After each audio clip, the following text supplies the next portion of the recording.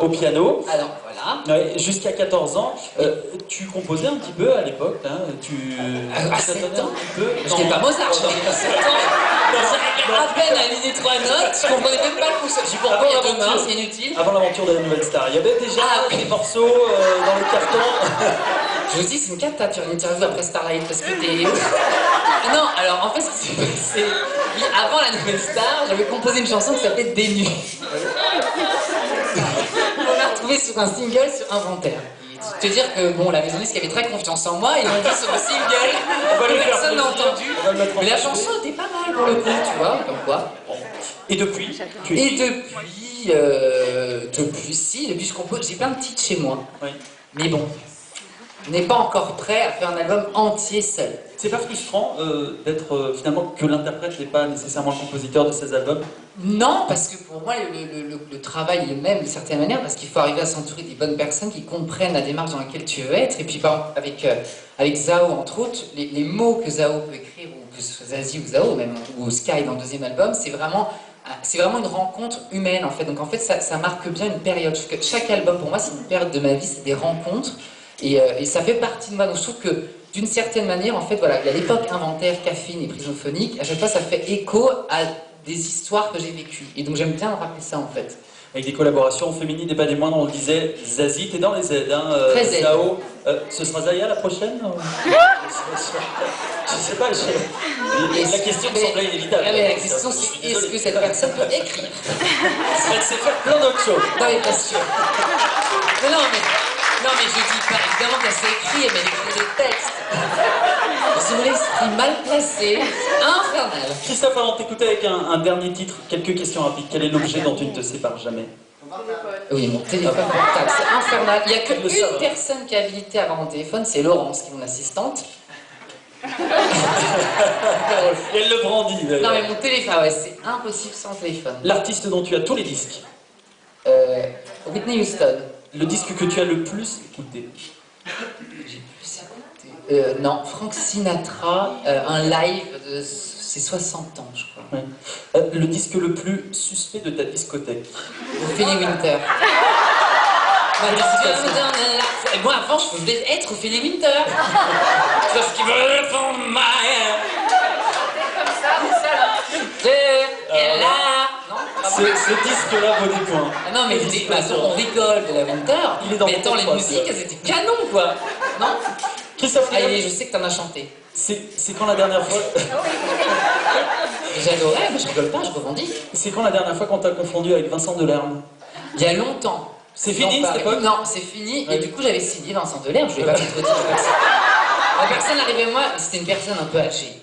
Ouais. Donc je voulais être gentil. La personne arrive, j'aime vraiment tout ce que vous faites et ces récitals que vous faites pour moi. Je dis un petit vraiment, je prends un autographe. Et là, je cherchais, mais je voulais pas la vexer. J'ai dit, mais de qui elle parle? Et là, je pense et tout, je dis, ah, putain, Vincent, et je vais signer Vincent Delerme. Et lui, j'ai croisé une fois, il a signé Christophe Willem pour quelqu'un d'autre. Un partout. Quel est ton meilleur souvenir de scène? Qu'est-ce qu'il y a du dossier, je crois. Alors, c'est vrai qu'à Lyon, j'avoue, particulièrement qu'un jour, là, c'est dans les fois que je suis là, qu'un jour je suis parti en freestyle à la halle Tony Garnier, mais une catastrophe. En 15 minutes, je t'ai fait un one-man show, j'ai arrêté de chanter. Les gens disaient, en fait, je commençais une chanson, et là, je démarre la chanson, je dis stop! Il y a une odeur de merguez. Donc tout le monde me regarde, genre, il est ravagé. Le premier rang me dit, non, ça sent les gaufres.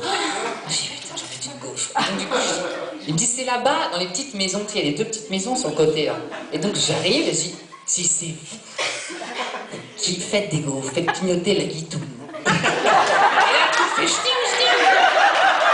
sens, c'est énorme. Et du coup, c'était Maggie, attends, une fille qui s'appelle Maggie. Elle est arrivée sur scène, elle m'a mis une gaufre. On a improvisé, je faisais Maggie, que j'aime ta gaufre.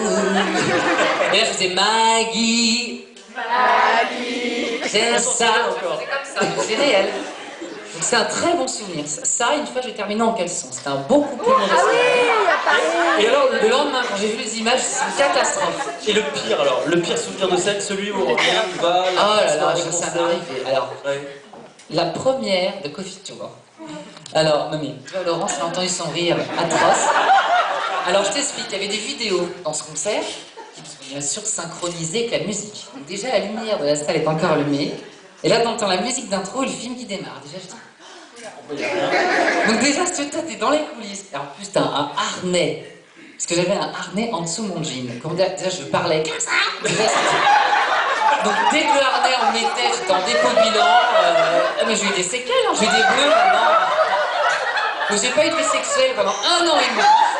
Ça a été un vrai problème. On n'en demandait pas autant, mais on est Non, non, enfin bon, on est intime. On est dans un salon. Donc on est entre nous et les 500 000 auditeurs de la radio, bien sûr. Ça a été une cata. Et donc attends, et là le truc démarre, parce que moi je dis hystérique, coupez, mais le truc était tellement fort, personne m'entend. J'étais dans un état de dépression avancée. Et là, moi j'étais accrochée avec un harnais à l'époque. Bon, Alice, j'avais ce délire. Donc j'avais le bras en l'air, tu suis ou pas? Et donc, parce que les gens se disaient au début qu'est-ce qu'il est fort, il monte à 15 mètres en se tenant d'un bras. Mais non, j'avais un harnais qui passait sous le manteau et qui monte.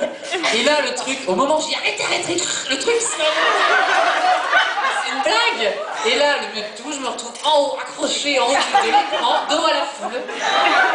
Non, et là, c'est un moment de solitude. Mais j'étais dans un... Je te jure, j'ai cru que j'avais coupé la corde. Tac, suicide en direct. Je dis au moins, il y aura un effet spécial qui aurait été réussi dans le concert. Non, mais c'était une cata. En tout cas, il y a des personnes comme Liane Folly qui ont commencé par la chanson et qui vont terminer par le one-man show. Peut-être que tu feras les deux un soir. Non. On peut l'applaudir parce qu'il est très fort pour raconter les histoires. L'album s'appelle Cosmopolite, je le rappelle. Le 22 mai prochain, il y a le long terme, c'est complet. En revanche, il sera dans toute la France. Christophe Willem, qu'on peut encore applaudir et qu'on écoute avec Passe Loin. Je t'invite à rejoindre avec les musiciens. On va rapidement les saluer et les reciter à nouveau. Alors, on avait au Caron ce soir. Là-bas. Au piano, Aurélien, Catalyst, Lisa, et Christophe et Christophe Willem pour les applaudissements. Allez.